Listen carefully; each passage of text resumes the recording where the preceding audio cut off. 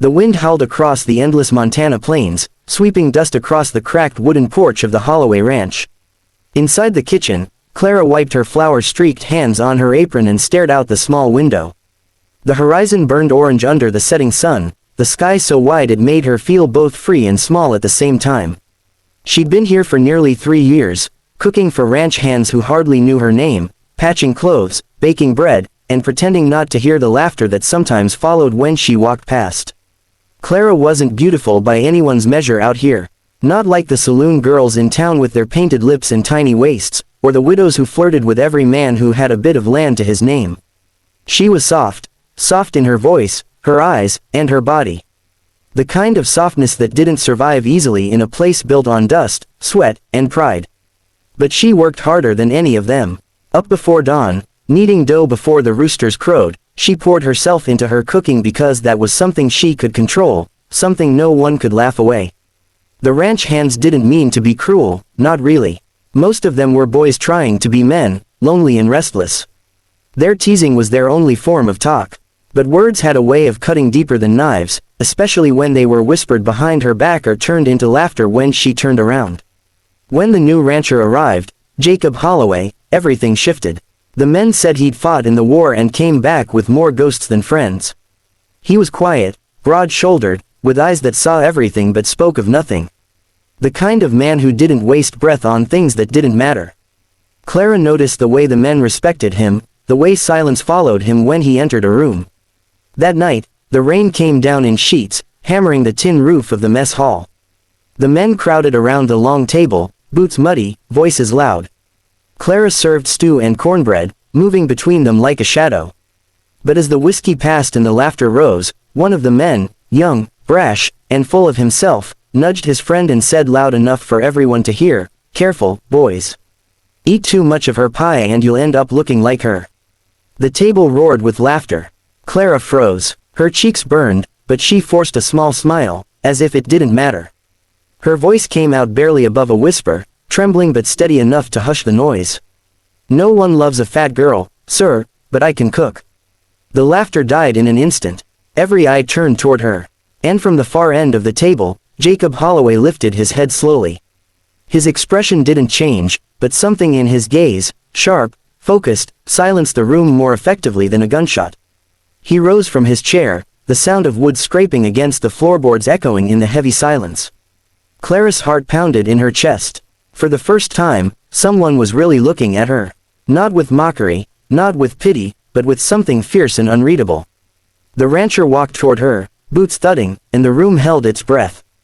Jacob stopped in front of Clara, the weight of the room pressing down like a storm about to break. The laughter that had filled the air moments ago was gone, replaced by a thick silence that made every breath feel heavy.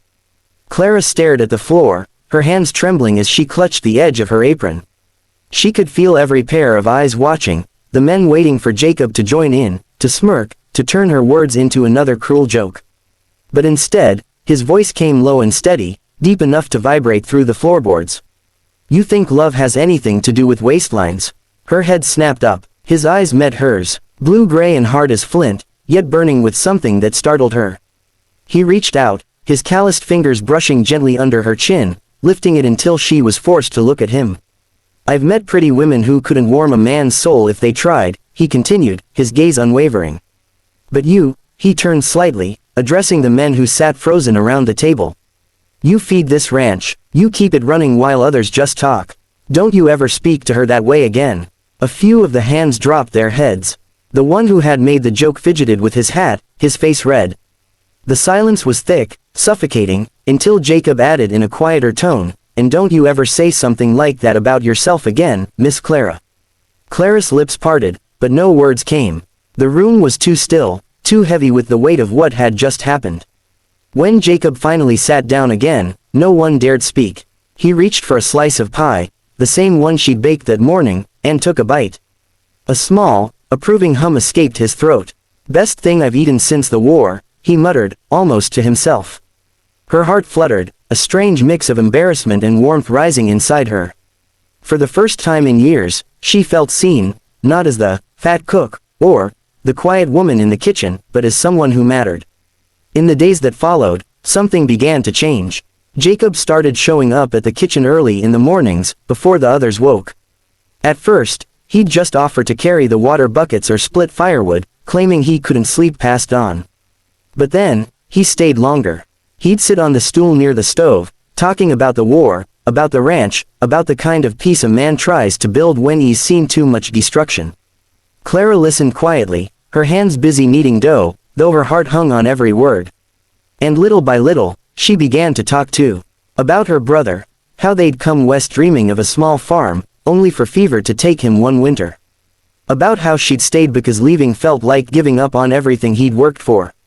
Jacob listened without interrupting, his eyes soft with understanding. But one evening, when the sun was bleeding gold across the fields, Clara overheard two ranch hands by the corral whispering. "She thinks the boss is sweet on her," one said with a snicker. "He's just being kind. No man like him's gonna marry a woman built for the pantry." The words sliced through her like a knife. She turned away before they could see her face, her eyes stinging with tears. That night, when Jacob came by with a sack of coffee and a quiet smile, she couldn't meet his gaze. She told herself it was foolish to believe a man like him could ever truly see beauty in her. And as the moon rose high over the plains, Clara began to make a decision that would change both their lives forever. That night, Clara lay awake long after the rest of the ranch had gone quiet. The air was cold, and the wind moaned through the cracks in the walls of her small cabin. On the table beside her lay the note she'd written, her handwriting trembling with every word. "Thank you for your kindness. You deserve someone better." She folded it neatly and placed it under a small jar of sugar, where she knew Jacob would find it in the morning. As dawn crept over the horizon, she packed her few belongings, a worn dress, her brother's Bible, and the little recipe book she'd carried west. She looked around the cabin one last time. It wasn't much, just a bed, a stove, and a few shelves, but it had been hers. For a woman who had lost everything, that had been enough. Until now. The ground was still damp from last night's rain when she hitched the old wagon and started toward the river. The wheels groaned and sank into the mud, but she pressed on, her heart heavy and her eyes fixed on the faint trail ahead. Behind her, the ranch began to wake, roosters crowing, cattle lowing, but she didn't look back. She couldn't. When Jacob found the note, the cup of coffee in his hand went cold. His jaw tightened, and for the first time in months, the calm mask he wore cracked. "Saddle my horse," he barked to one of the men. Now, the men exchanged glances, but none dared ask questions. Within minutes, Jacob was riding hard across the plains, the wind whipping his coat, the fury in his chest as wild as the sky above him. He found her near the riverbank, struggling to free the wagon from the mud. Her skirts were soaked to the knees, her hair falling from its bun, her breath coming in sharp gasps. When she heard the thunder of hooves, she turned, and her heart nearly stopped. "Jacob," she began, but he cut her off. "You think you can just leave?" His voice was rough, half anger, half something else entirely. He dismounted in one motion, boots splashing in the muck as he strode toward her. "You cook for my men, mend their clothes, make this place feel like a home, and you think I'd let you vanish without a word?" Tears welled in her eyes. "You don't have to pity me, Jacob," she whispered. "I heard what they said. I know what people think. I know what you deserve." He stopped right in front of her, close enough for her to feel the warmth of his breath in the cold morning air. "You think I care what anyone says?" His hand lifted, rough palm cupping her cheek. "Let them talk. I've had enough of empty women and cold hearts. I don't want perfect, Clara. I want real. And you're the first real thing I've found in years." Her breath caught, tears spilling freely now. For so long she had hidden behind her quiet strength, her cooking, her kindness, never believing she could be wanted for who she truly was. But Jacob's eyes told her everything. There was no pity there. Only truth. He smiled faintly, a rare softness breaking through his usual steel. "You said you can cook," he murmured, his thumb brushing a tear from her cheek.